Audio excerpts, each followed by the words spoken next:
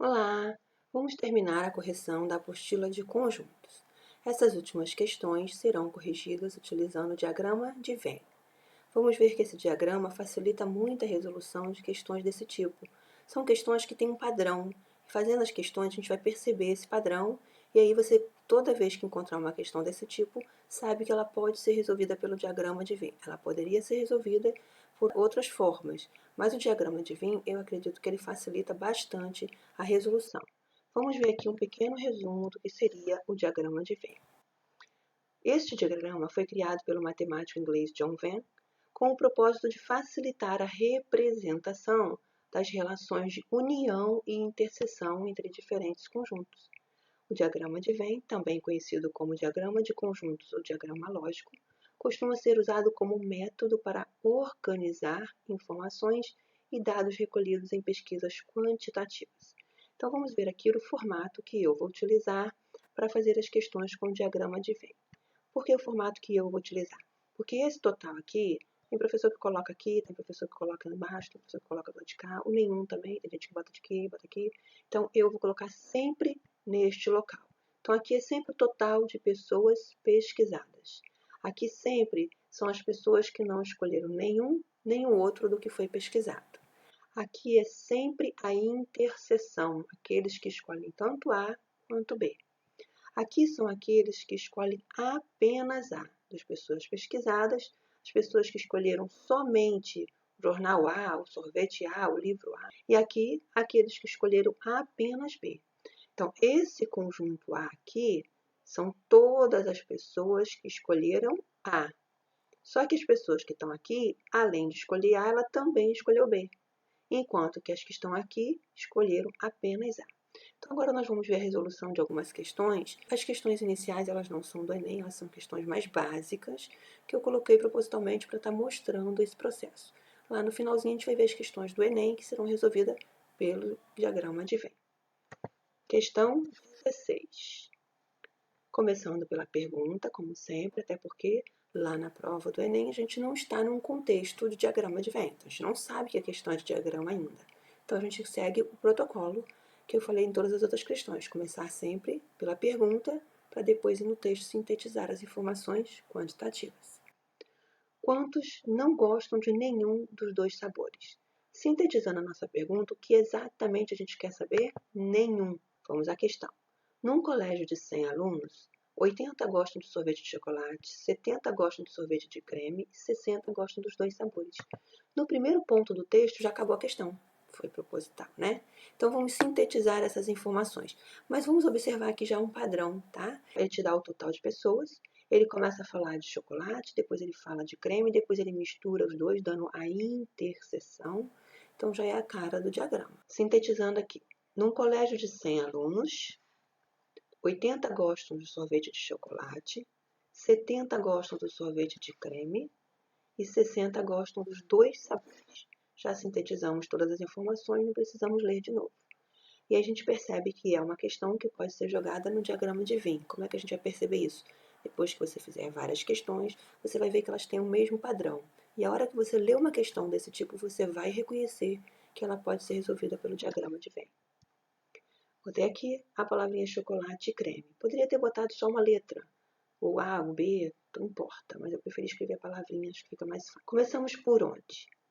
Podemos começar pela interseção, podemos começar pelo total ou pelo nenhum. Aquilo que a gente achar mais fácil, aquilo que a gente tiver a informação. Mas são sempre esses três que a gente começa. Aqui é sempre por último. Nós queremos saber o nenhum, nem outro, então nós podemos começar por ele. Vamos colocar o X aqui, que é o que a gente quer saber, que quem não escolheu nem chocolate, nem creme, não gosta de nenhum dos dois sabores. Temos aqui o total, então vamos colocar também o nosso total ali. Eu vou até pegar um marca-texto aqui, para a gente ir riscando aquilo que a gente já usou, para não ter confusão. Então, eu já usei nenhum, já usei total. Posso colocar 80 aqui no chocolate? Não. Como eu falei, a gente primeiro tem que colocar a interseção. Por quê? Porque aqui ele não falou a palavra apenas. Lembra do esqueminha lá atrás?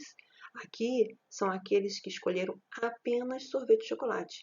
Aqueles que gostam somente do sorvete de chocolate. E não foi isso que o texto falou. Ele não usou a palavra somente, ele não usou a palavra apenas. Então, 80 não pode entrar aqui. Ele fica por último, assim como o 70. 60 gostam dos dois. Isso é a nossa interseção. Então, isso pode ir direto. Então, aqui vai entrar o quê? 60, que é a nossa interseção. Agora, nós podemos completar aqui. Quantas pessoas gostam de chocolate? 80, que está aqui. Só que desses 80, 60 também gostam de creme. Então, esses 60 já estão dentro do conjunto de chocolate. Então, para 80 está faltando 20. Agora sim, olha, eu tenho 80 pessoas que escolheram sorvete de chocolate, porém, dessas 80, 60 também gostam de creme, e dessas 80, 20 gostam apenas do sorvete de chocolate. Agora podemos completar aqui. Temos que 60, já escolhemos aqui, né? Já temos que 70 gostam do sorvete de creme. Então, aqui dentro tem que ter 70, logo aqui está faltando 10. Agora, uma outra situação que é padrão. O somatório de tudo que está aqui dentro tem que dar o total. Esse número ele pode não existir na questão, sem problema nenhum, seria o somatório desses três. Mas o somatório de tudo que fica aqui dentro tem que dar esse total. Daí nós escrevemos essa equação. Juntando os semelhantes, 20 mais 60 mais 10, nós temos 90. 90 mais x igual a 100, então quanto é o valor de x? 10. Nem precisávamos escrever essa equação, né, gente? Era só vermos aqui quanto que faltava para chegar a 100. 10, era bem fácil de ver. Mas eu quis escrever porque numa prova discursiva, por exemplo, você tem que ter o conceito matemático para discussão, ok? Questão 17.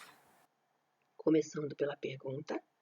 Então, o número de corintianos é... Vamos sintetizar a nossa pergunta? Eu quero o número de corintianos. Vou chamar de X. Numa cidade de 100 mil habitantes, 30 mil são flamenguistas, 12 mil são flamenguistas e corintianos ao mesmo tempo. Olha a nossa interseção. E o número de habitantes nem flamenguistas nem corintianos é 39 mil. Percebe que é o mesmo estilo da outra questão? Mesmo padrão, né? Então, nós temos o total, que é de 100 mil habitantes, 30 mil que são os flamenguistas, 12 mil flamenguistas e corintianos, 39 mil, não é nenhum nem outro. Vamos montar o nosso diagrama. Começamos por onde? Podemos começar pelo total, pela interseção ou pelo nenhum. X é o número de corintianos. Eu posso colocar X aqui? Não, né? Lembra? Corintianos é o número total que está aqui dentro, porque não tem a palavra apenas corintianos. Não tem somente corintianos. Então, nem poderíamos botar o X aqui. Temos o total, então vamos começar por ele. Visto que esse aqui é independente, podemos colocar ele direto lá no cantinho. 30 mil flamenguistas, não posso colocar aqui, porque não tem a palavra apenas. 12 mil flamenguistas é a nossa interseção. Podemos colocar aqui. E 39 mil, que é o nenhum nem outro, também a gente pode colocar direto aqui, porque é totalmente independente, assim como a interseção aqui, 12 mil. Esses três valores a gente pode colocar sempre direto, independentemente da ordem. Agora que nós já completamos com esses, vamos completar com o que falta. Temos 30 mil flamenguistas. Então, aqui, se já temos 12 mil, para completar 30 mil, está faltando 18 mil. Agora temos que descobrir aqui quantos são os corintianos. Sabemos que aqui a soma total disso tudo vai ter que dar 100 mil. Então, eu vou chamar aqui o que eu quero descobrir de C, que não é o total da minha questão, porque o total da questão é o valor de X, que é o total de corintianos. Aqui o que nós vamos encontrar é o quê? Apenas corintianos, somente corintianos. Então, somando tudo que está aqui dentro, tem que dar 100. Montamos a nossa equação.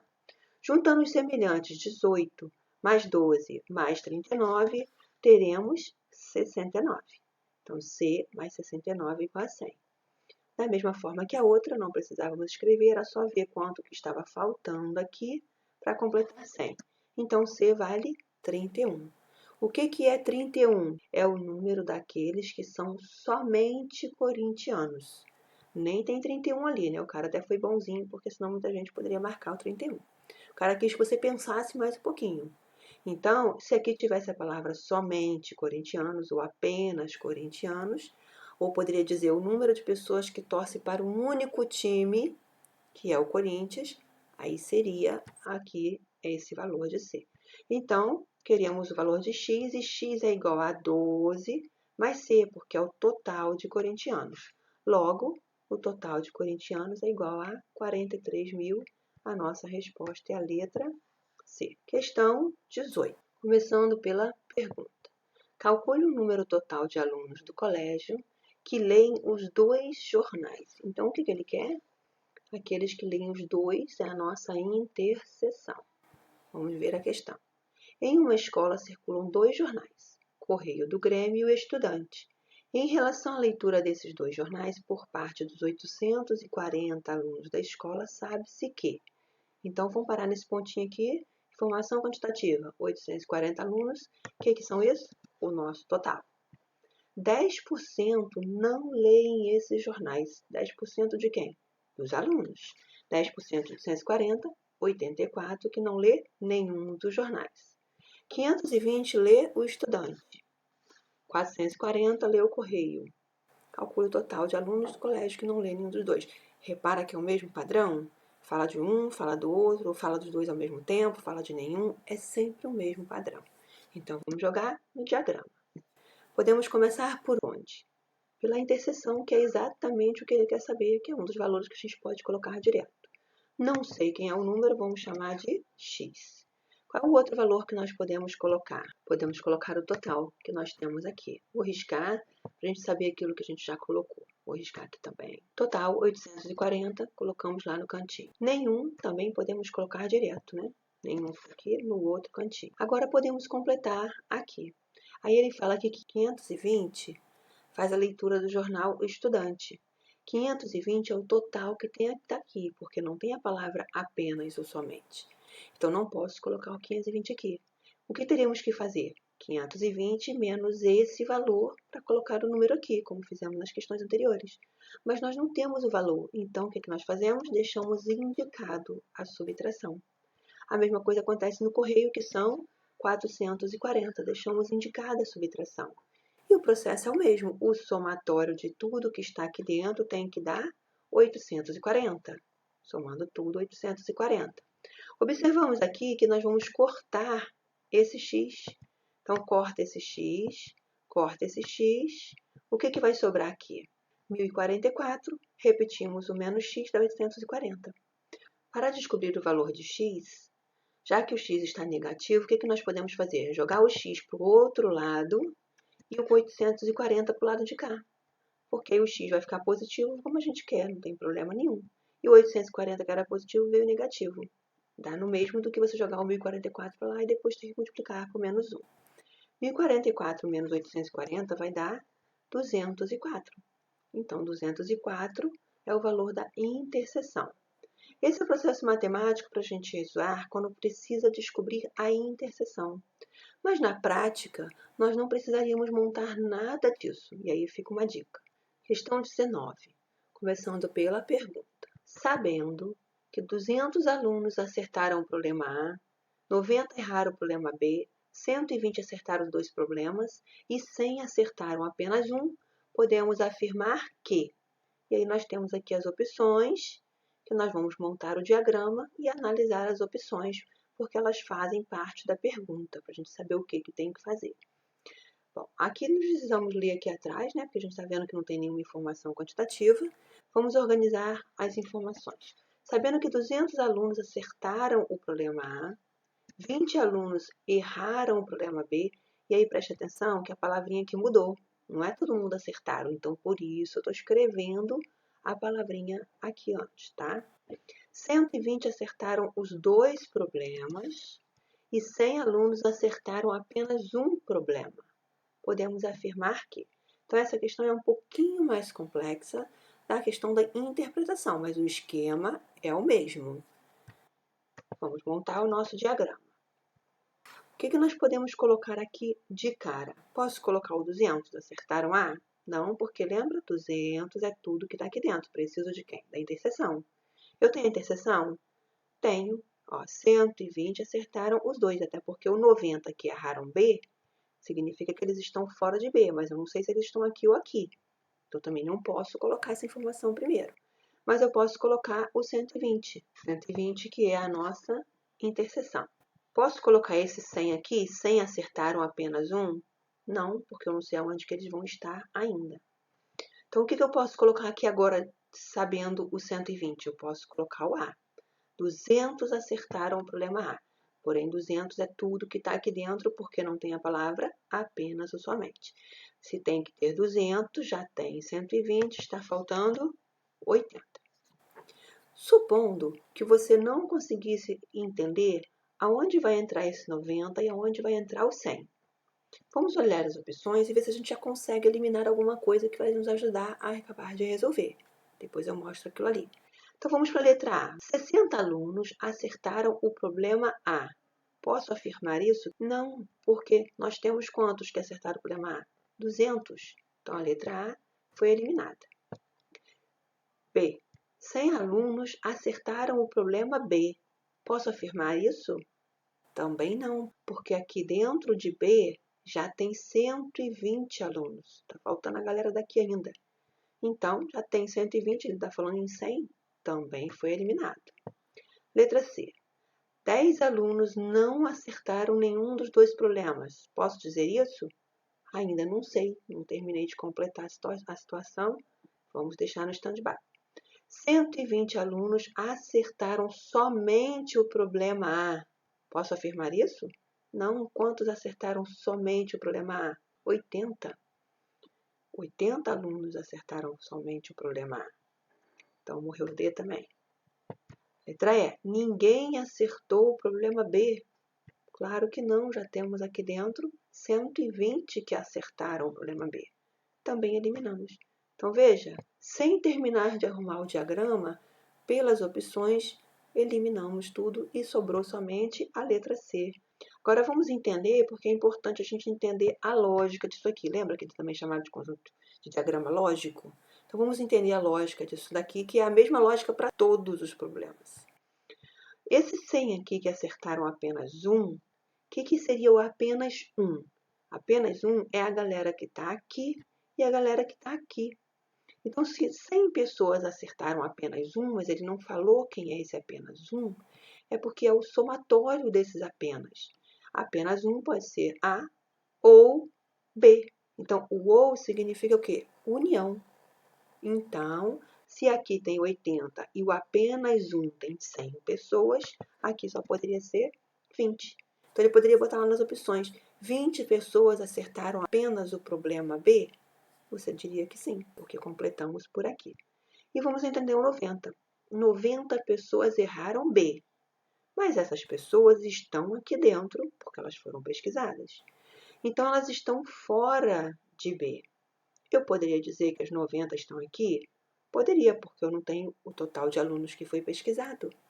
Porém, nós não temos a opção aqui de 90 não acertou nenhum dos dois. Então, significa que dos 90 que estão fora de B, 80 já estão em A.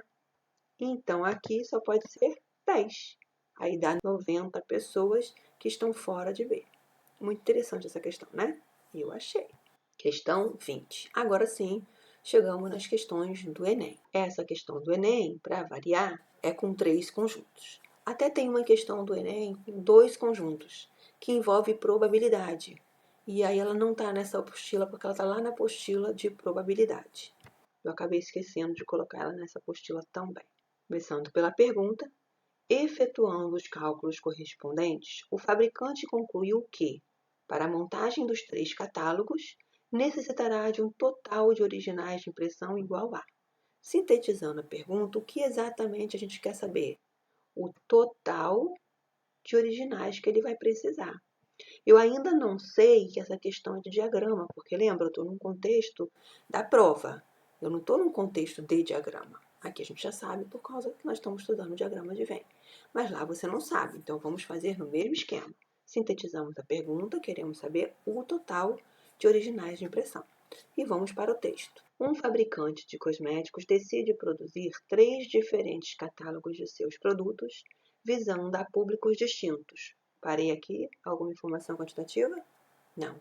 Também ainda não sei que isso é uma questão de conjunto. Como alguns produtos estarão presentes em mais de um catálogo e ocupam uma página inteira, ele resolve fazer uma montagem para diminuir os gastos com originais de impressão. Parei aqui, sintetiza esse pedacinho. Alguma informação quantitativa? Não. Só está explicando a situação. Precisa ler isso de novo? Não, você já colocou um movimento na questão, você já imaginou a situação, o cara está falando de catálogos. É para não ter que ler de novo, visto que a questão é muito grande. Os catálogos C1, C2 e C3 terão, respectivamente, 50, 45 e 40 páginas. Opa, então vamos sintetizar essa informação aqui. Ainda não sei que isso é uma questão de conjuntos, né? Estou fora do contexto. Comparando os projetos de cada catálogo, ele verifica que C1 e C2 terão 10 páginas em comum. C1 e C3 terão 6 páginas em comum. C2 e C3 terão 5 páginas em comum, das quais 5 também estarão em C1. Para aqui para sintetizar. Aí você começa a perceber que são questão de conjunto, porque ele começou a mesclar C1 com C2, C1 com C3, e isso são as interseções, cara, da questão de diagrama de Venn. Então, vamos sintetizar essas informações. C1 e C2 terão 10 páginas em comum, C1 e C3 terão 6 páginas em comum, e no final ele fala C2 e C3 terão 5 páginas em comum, das quais 4 também estarão em C1. Está escrito aqui isso aqui, ó. Então, veja bem, sintetizei todo o meu problema aqui, não precisa ler de novo. Esse é o objetivo, para otimizar o tempo da questão. O que significa isso aqui no finalzinho? Aqui é da interseção 2 a 2, porque a gente vai perceber aqui que isso é um problema de 3 conjuntos. Então, quando nós temos um problema de 3 conjuntos, nós temos a interseção 2 a 2 e temos a interseção dos 3 ao mesmo tempo. Deixa eu colocar o diagrama aqui para vocês entenderem. Ó. Aqui é o conjunto C1, todo o C2, todo o C3. Aqui nós temos a interseção entre o C1 e o C2. Aqui nessa bola nós temos a interseção de 2 conjuntos, que é o C1 com o C3. E aqui nós temos a interseção do C2 com o C3. Então, são interseções 2 a 2. Aqui nós temos a interseção dos 3 ao mesmo tempo. Então, esse pedacinho está dentro de C1, esse pedacinho está dentro do C2, esse pedacinho está dentro do C3. É a interseção dos 3 ao mesmo tempo. Toda vez que o problema for de 3 conjuntos, ele vai te dar a interseção 2 a 2, a interseção dos 3, ou vai pedir uma delas. O que significa isso daqui? Quando ele diz que C2 e C3 terão 5 páginas, sendo 4 também em C1, é porque essas 4 estão no C2, no C3 e também no C1. Ou seja, elas estão nos 3 ao mesmo tempo. Então, 4 seria a nossa interseção. E aí, o 4 vai ficar aqui no meiozinho. Ah, vamos começar aqui, né? Esqueci, gente. X é o total. Então, começaremos pelo total, que é X, já que eu botei o diagrama antes.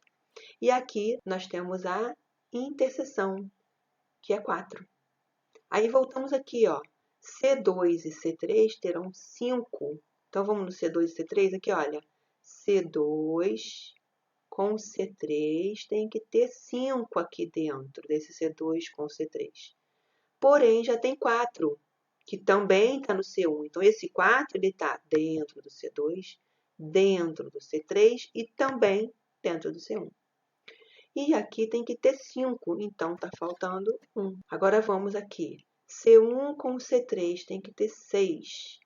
C1 com C3 tem que ter 6. Então, aqui dentro tem que ter 6. Como já tem 4, está faltando 2.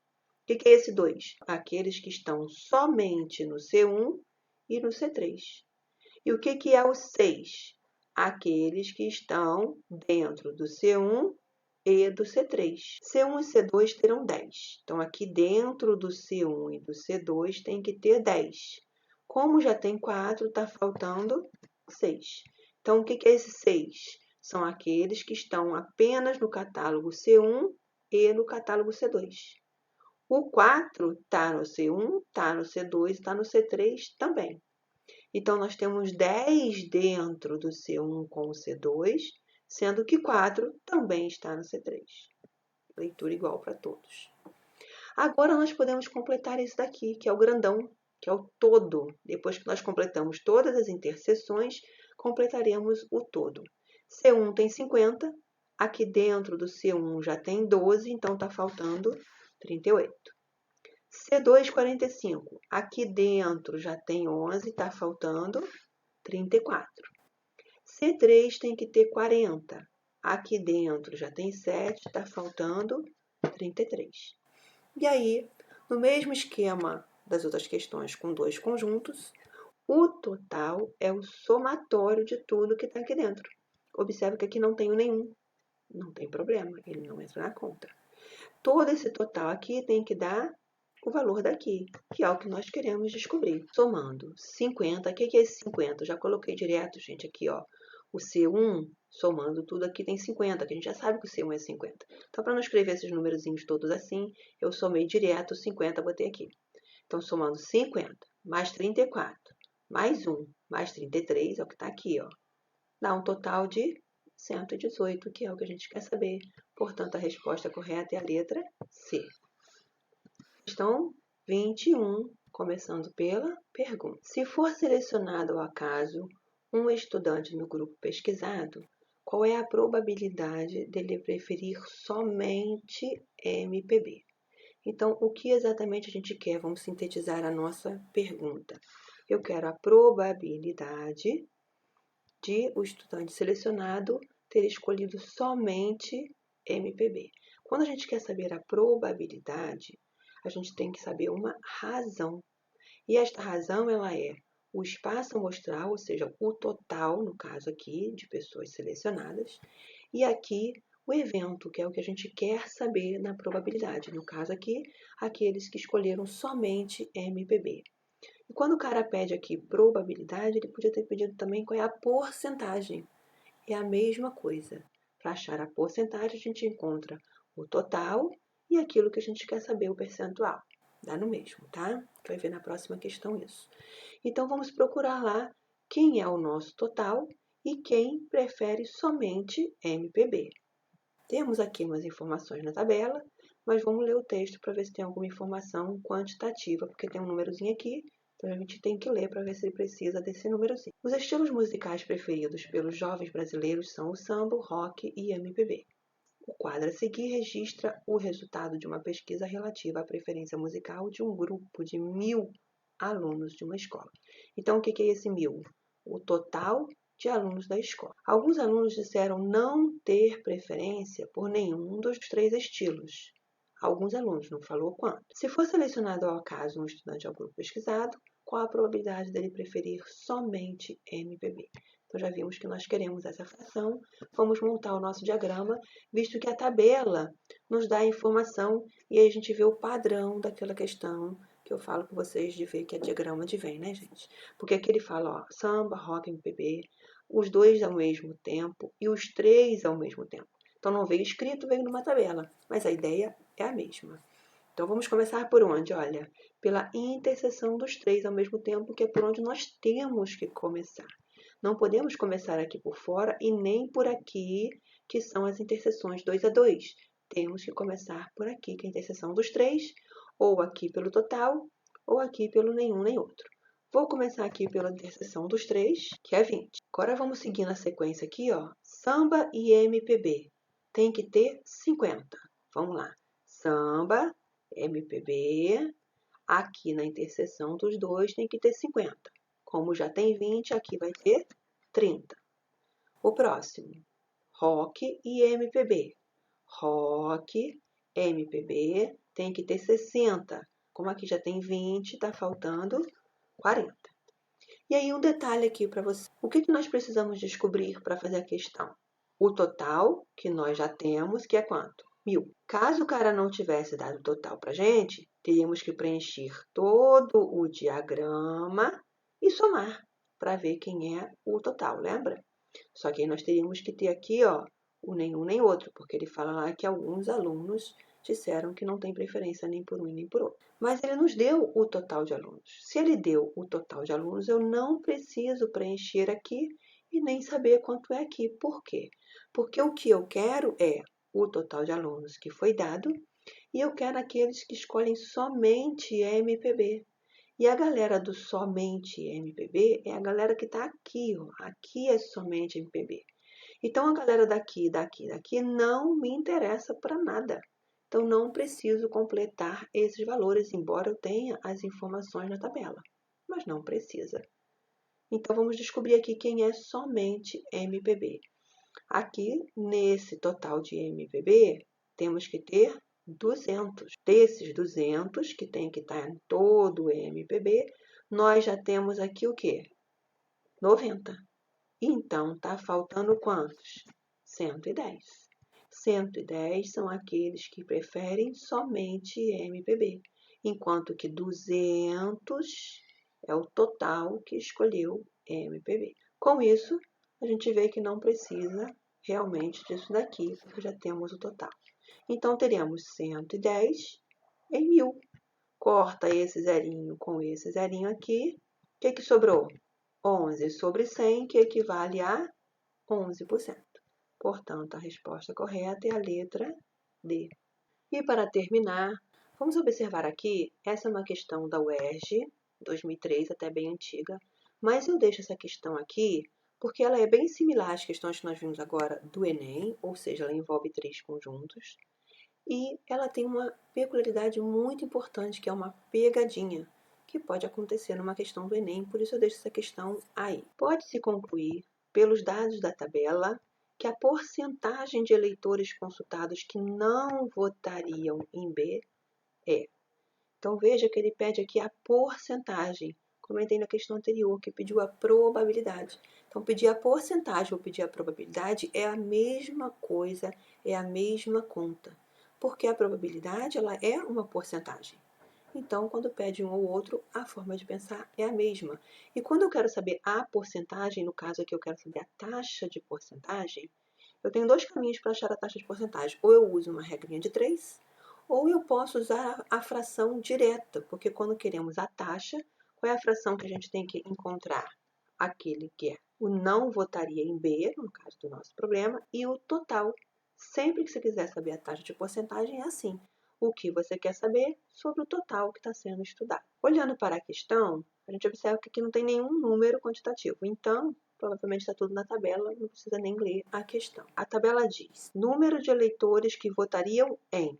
E aqui tem um único candidato, 2 candidatos, qualquer um, nenhum dos candidatos. A tabela não nos dá o total que nós precisamos aqui. Vamos ver se o texto nos fala rapidinho.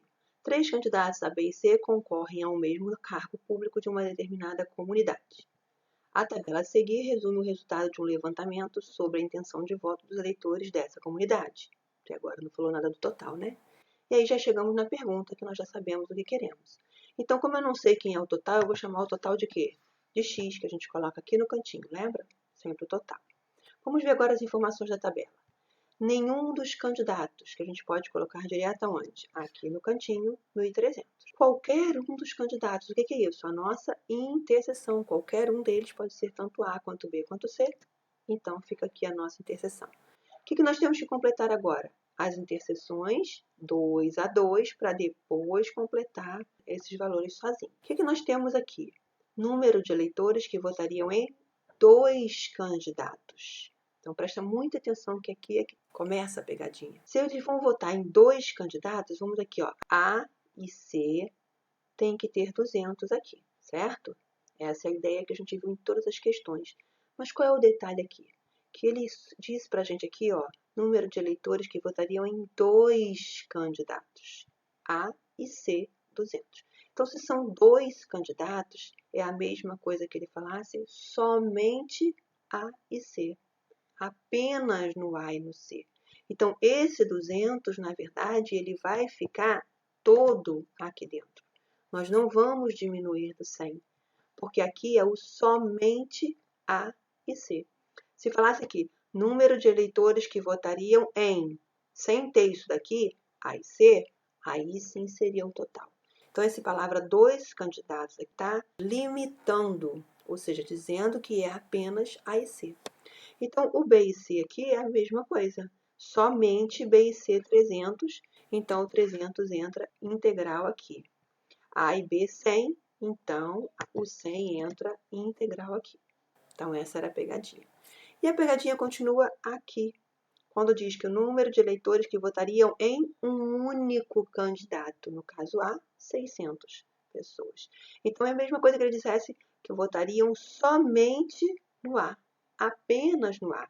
Então o 600 também entra integral aqui. Nós não vamos diminuir nada. Assim como o 1000 vai entrar em integral aqui e esse 1400 aqui. Então, qual era a malandragem dessa questão? Se você percebesse isso, você veria que não precisava montar o diagrama, porque todos os valores que estão na tabela vão entrar integralmente, não vai ter que diminuir ninguém. O lance de você montar o diagrama é exatamente para facilitar esse lance das interseções, que é difícil a gente tirar. No diagrama fica mais fácil. Agora, aqui no caso, não tem interseção.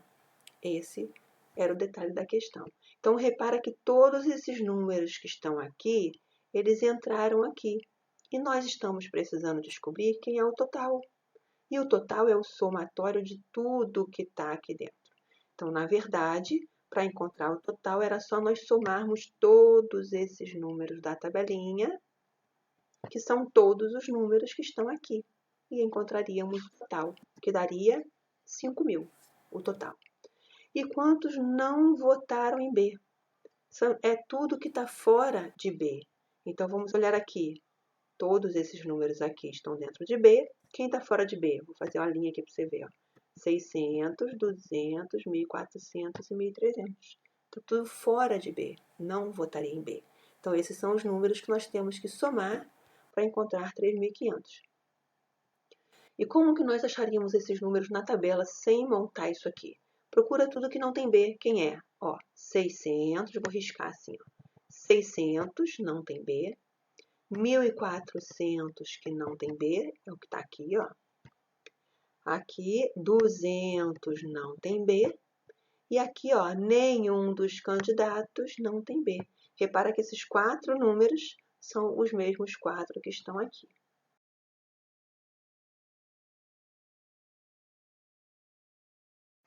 Galera, se vocês perceberam, mas eu mudei o slide, né?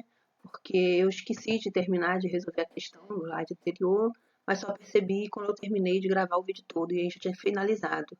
Aí tive que gravar um outro vídeo para emendar nesse aqui. Então, vamos terminar a questão.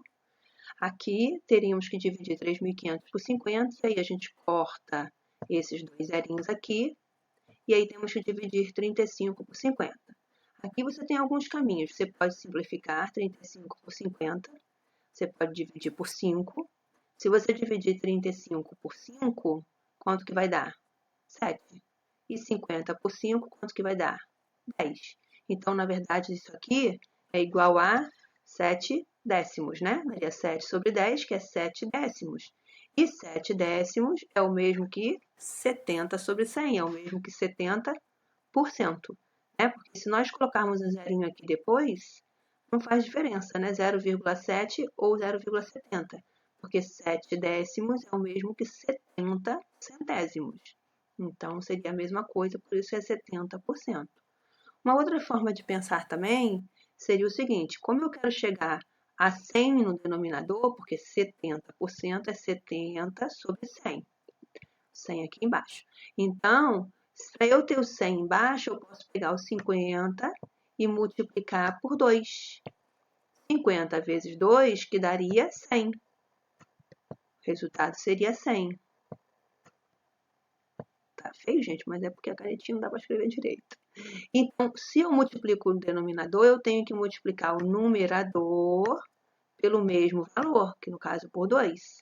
E 35 vezes 2 daria 70. Então, nós teríamos 70 sobre 100. É a mesma coisa que 70%. Então, toda vez que você quiser saber a porcentagem, dependendo do número que está aqui, você multiplica por alguém que chegue a 100, você multiplica de cima também pelo mesmo número. E aí você vai ter o valor da porcentagem. Tudo bem? Então, aqui também queria fazer uma outra correção. Como eu mudei o slide, eu mudei aqui o número da questão, que lá estava 21, mas na verdade essa é a questão 22 da nossa apostila. E aproveitando o gancho, fazer uma outra correção, que foi na questão 18, vou colocar aqui rapidinho tudo que tinha na questão, que na hora que eu terminei de corrigir a questão, eu falei que tinha uma dica para dar. E não falei a dica qual que era, e só percebi isso depois que fui ouvir o vídeo. Então, a dica é o seguinte: montamos tudo isso na questão 18 para encontrar a interseção, que era o valor de x que não sabíamos. Depois que nós montamos tudo isso, eu falei para vocês que dava para perceber o seguinte: ó, o que nós fizemos aqui? Nós somamos 520, 440 com 84, que deu 1044. Cortamos esses xzinhos aqui, sobrou esse x aqui. E somamos esses três números, deu 1044, depois subtraímos 840. Mas na lógica, o que nós poderíamos fazer para não ter que fazer nada disso? Esses três números que nós somamos aqui são esses três números que foram dados no problema, ou seja, o conjunto E todo, o conjunto C todo e o nenhum. Quando você soma tudo isso aqui, passa do total, esse que passa é a interseção. Por isso que nós temos que tirar a interseção quando montamos o diagrama. Então, se você somar esse número com esse, vai dar 1044. Passou de 840, passou quanto? 204. Isso que passa é a interseção. Então, toda vez que a gente quer saber a interseção, é uma das formas que a gente não precisa montar o diagrama, realmente.